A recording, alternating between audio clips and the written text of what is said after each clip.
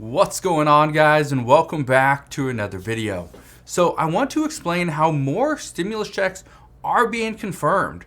We actually have news that yes, more states, these are states that are going to be sending out additional checks, whether they call them stimulus checks or relief payments. It's the exact same thing. I want to address what's going on there in today's video. Also, I want to address how a government watchdog is actually running out of funds. And this is hurting them because the funds that they're running out of is for pandemic relief. It's for COVID. So that's going to be an issue. And these funds could potentially run out by this summer. And I want to address how we're having issues with unemployment. People are not getting the unemployment benefits that they need in this tough time, mainly because they have run out. Not because they're not getting them, but because they've exhausted all of their benefits. So I want to address what's going on there as well. First off, hopefully you guys are going to have an incredible weekend. But let's get to the update for today. Now, I want to show you these. Okay, I want to show you the states that are actually getting some benefits.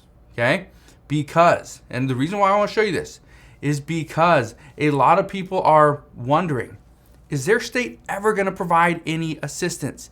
Yes. Here's what we know. Okay, this is from Oregon. Oregon says, and it's under the anticipated kicker, the median income taxpayer would receive a $420 credit on this year's state taxes.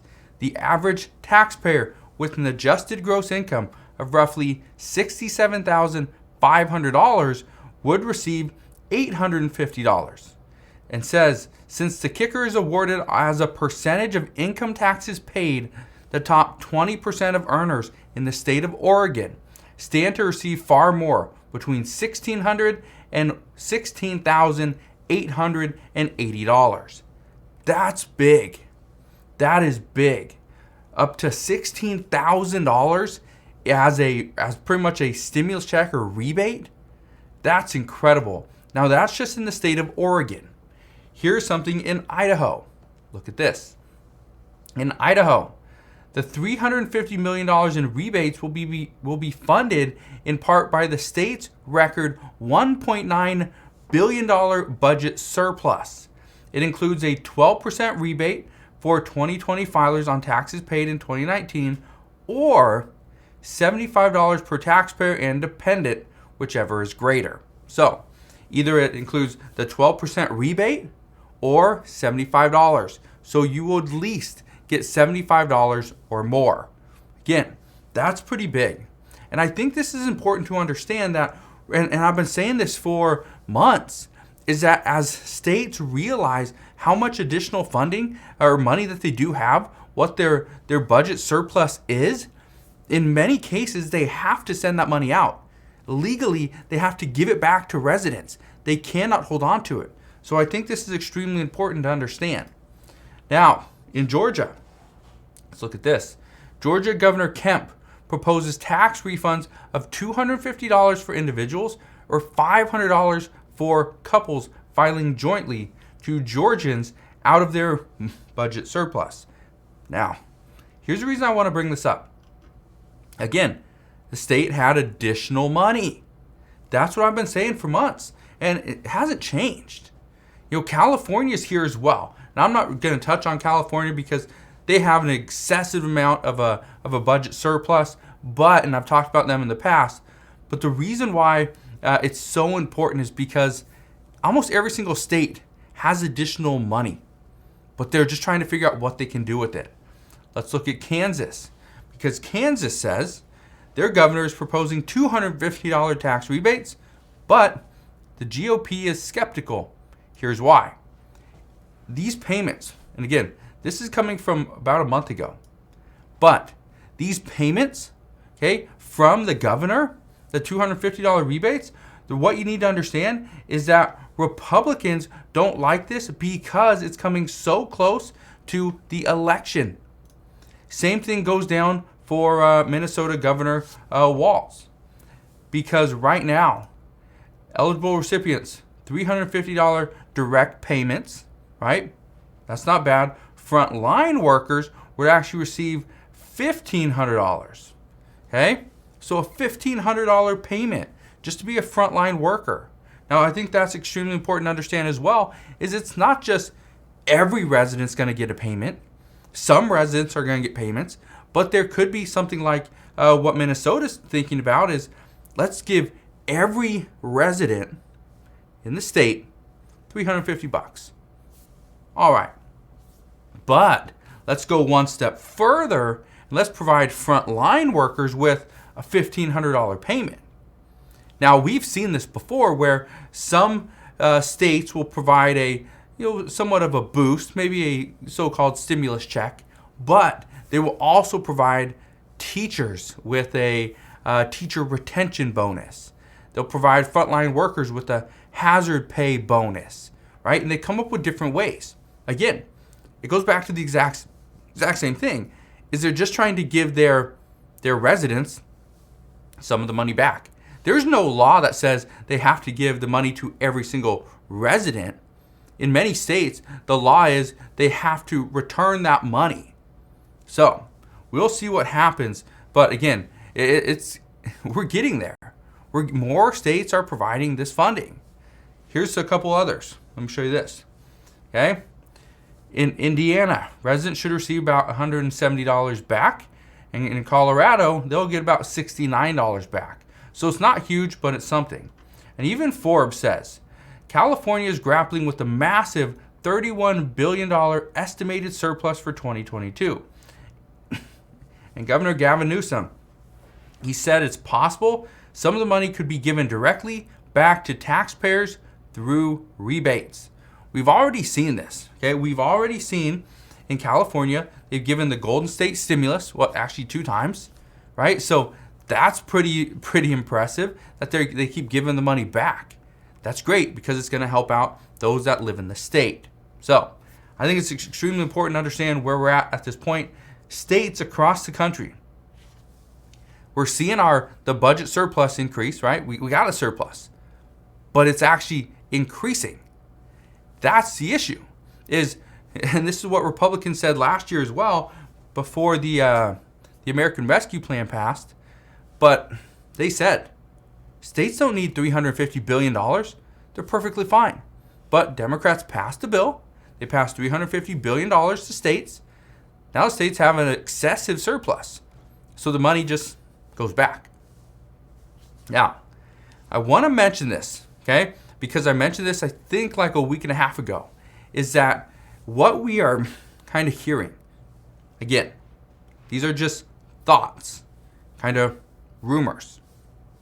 But what we are hearing is that Democrats in the House and the Senate are considering not passing stimulus to the American people, not passing additional benefits like they were thinking about with the Build Back Better Act.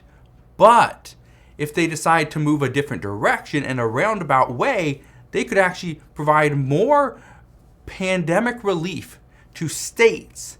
And the states can do with this money as they wish.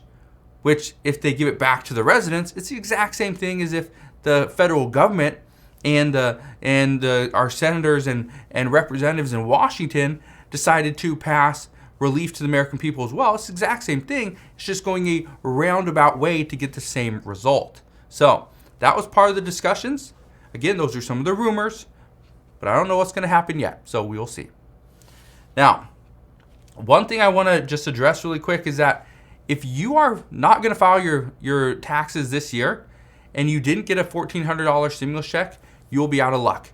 This tax filing season will be the final chance to get your $1,400 stimulus checks. So the IRS and many financial experts are saying, make sure you file your taxes if there's any money that is owed to you. All right? Now, a federal watchdog that's overseeing billions of dollars in pandemic relief, they just told lawmakers on Thursday that their coffers are running out of money and they could be completely dry by this summer. Now, they are urging Congress to pass additional aid in the upcoming government funding bill, not the Build Back Better Act, because the question is, will the Build Back Better Act even pass? As of right now, the answer is no. It's not going to pass as of right now. But The government funding bill has to pass. And this has to pass before February 18th, or the stopgap bill, which runs to February 18th, means the government will be shut down starting February 19th. So it's interesting, but they are pushing to see Congress pass some additional relief in this upcoming bill. Again, we got about 20 days until this is going to happen. So they're coming down to the wire, but we will see what happens. Now, back in November, the House of Representatives, let's go back a little bit further. Back in August, I think it was August 10th, the Senate, they passed a bill. That was a bipartisan infrastructure bill. They called it BIF. They passed this bill for $1.2 trillion. Then the House of Representatives and the Senate, they went on a summer recess. They came back, they negotiated, and the House of Representatives, with the help of progressives, finally passed this bill.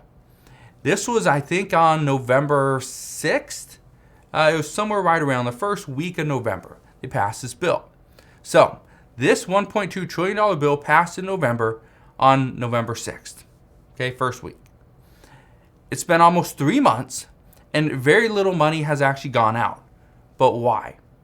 According to state officials, they are saying they do not want to spend any money until the government funding bill has passed. And again, this might not happen until right before February 18th. Or, just another scenario, if this doesn't get completely passed, and they decide to do another stopgap bill and push it out for another few months. If this happens in this situation, according to state officials, this would be disastrous because they wouldn't actually move forward with any of their projects. They would continue to hold off their projects until they received more clarity. But here's the problem. Democrats promised that they're going to pass this bipartisan infrastructure bill. It's going to create well-paying jobs, and jobs are going to come flooding back like they promised. But they're not. They aren't coming back. And at a time when millions of unemployed workers are still waiting for work, they can't wait any longer. They aren't getting additional jobless benefits because they've exhausted all of theirs. Right now, according to reports, about 3.8 million people can't collect any benefits because they have used it all. They've used it all and they do not have anything left. So that's what we know at this time. Again, yes, it's good that states are sending out some stimulus, but at the same time, is a $250 stimulus check really going to tide you over if you don't have a job and you have no benefits? No, it's not. So we'll see what happens there, but that is what we know as of right now. As always, as I know more, I promise I'll come back on and share all latest news and updates. Again, just want to thank you guys for watching. Have a wonderful rest of your day. Consider subscribing, and I'll see you guys on the next one.